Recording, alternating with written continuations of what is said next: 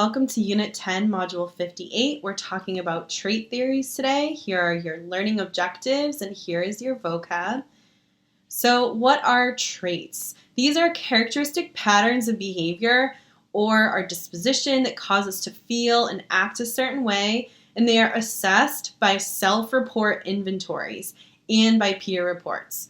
Gordon Allport was the first person to come up with trait theory, and he actually met with Freud once, and it was really awkwardly silent. He tried to tell him a story about this little boy on a bus who was super uncomfortable because he had to sit in the seat that previously a very unclean, dirty-looking man was sitting in, and the boy was just very upset about it. And he said maybe that's because his mom was so controlling and such a a neat freak. And Freud responded, "And was that little boy you?" And that's when Allport was kind of like, okay, this is too deep. Behaviorism is not deep enough, and so we needed something else. And so he came up with these traits as a way to identify personality types, not to explain like the causes behind them. So Myers-Briggs type indicator is one trait theory assessment. You might have taken this before. And so there are 16 different possibilities, and you can see these over here. And it attempts to sort people according to Carl Jung's personality types. And so you answer a bunch of questions, agree, disagree, and then they give you a type. Now, no matter what type you end up with, it's a very nice complementary explanation of all of the things about you, whether good or bad. They're always put in a positive light. And the thing is that no matter which one you get, you're going to be kind of happy with because they're, like I said, they're so nice. And so this is actually the Barnum effect, where it's also known as the Forer effect. And this is the acceptance of stock positive descriptions.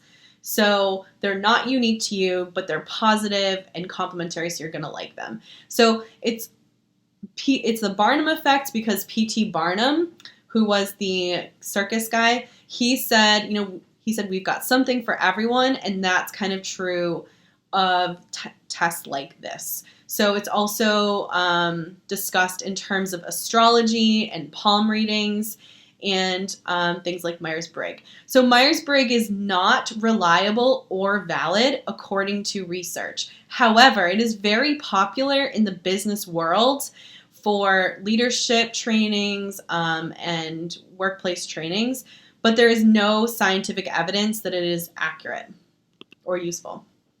So factor analysis is actually based on research, and research does agree that the factors that it assesses are genetically influenced traits.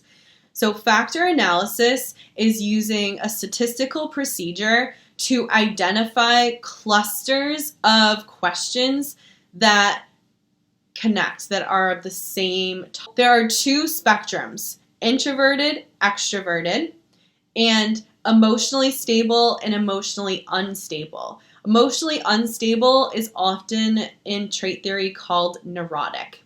So just remember that terminology. Neurotic meaning emotionally unstable. So that's the spectrum. So if you look at this, you can kind of be more in one of these quadrants based on questionnaires. British psychologists Eysenck and Eysenck came up with this, and extroversion is the idea of someone who thrives on outgoing social situations, meaning they gain energy from that experience. Whereas an introverted person focuses more on internal feelings, they're very aware of those feelings, and they get their energy from quiet moments. So it doesn't mean that introverts don't like social situations. That's a common misunderstanding.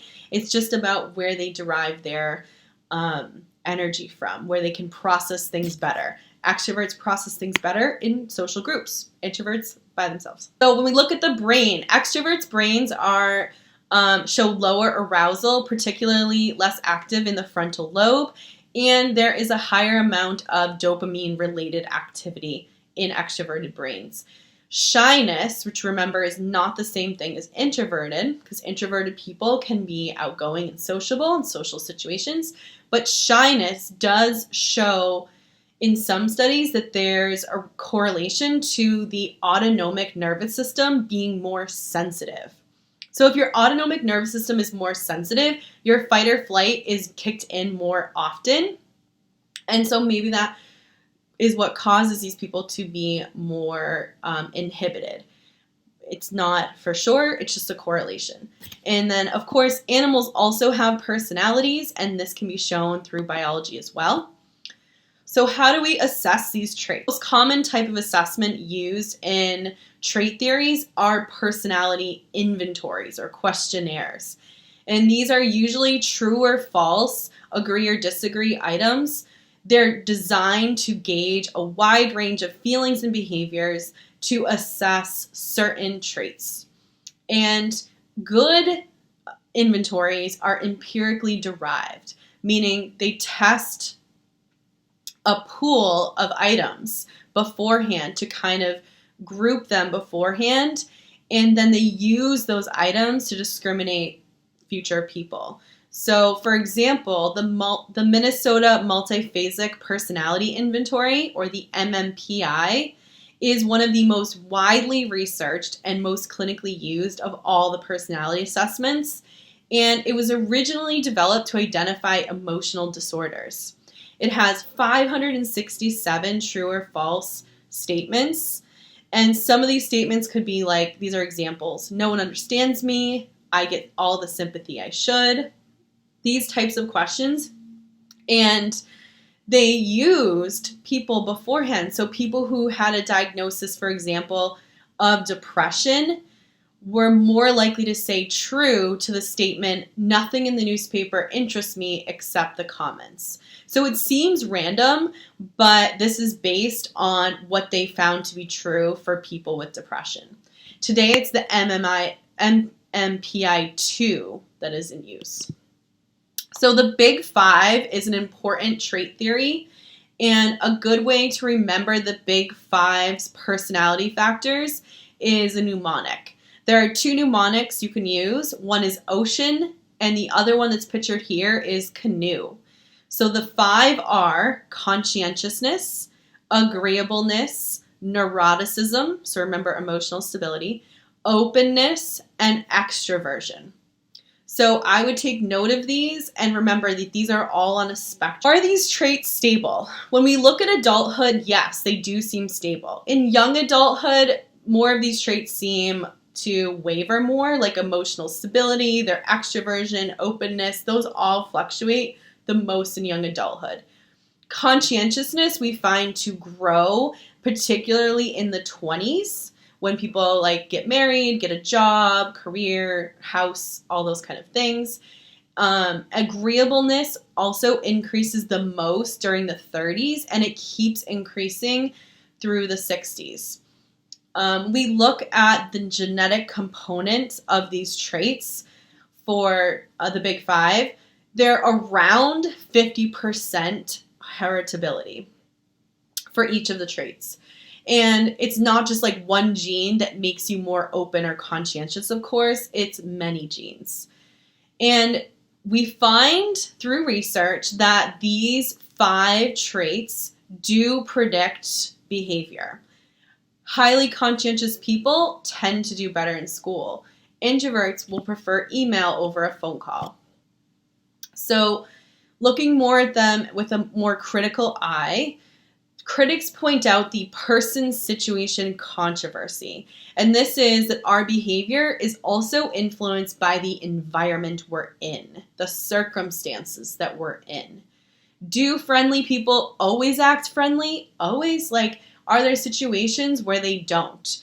Are outgoing people sometimes very introverted? What kind of situation could bring that in? So critics say they're not thinking about how the role of the environment in the situation. And so when we look at a specific situation, yes, traits do not tend to be accurate when you look at specific situations. There's no predictable behavior for a specific event. However, when you look at the average outgoingness of a person or the average conscientiousness of a person, the theme tends to be what their trait is. So we can't look at specific situations, just at the theme. So takeaways: traits are characteristic patterns of behavior. Remember that the person's situation, the situation matters, and that's taken out of traits. The Ising factor analysis was introversion, extroversion, and emotional stability. The MBTI, which is widely used by businesses, is not reliable or valid, despite it still being used. MMPI is the one that's used clinically, so it's used for diagnoses, and it is empirically based. The big five, remember CANOE, conscientiousness, agreeableness, neuroticism, etc. And then Barnum effect is the idea that there's something for everyone. So things like the MBTI, palm readings, astrology, things like that, they're always going to be put in such a positive light that you're going to accept and agree with your results. So that sums up Module 58, and I will see you in class.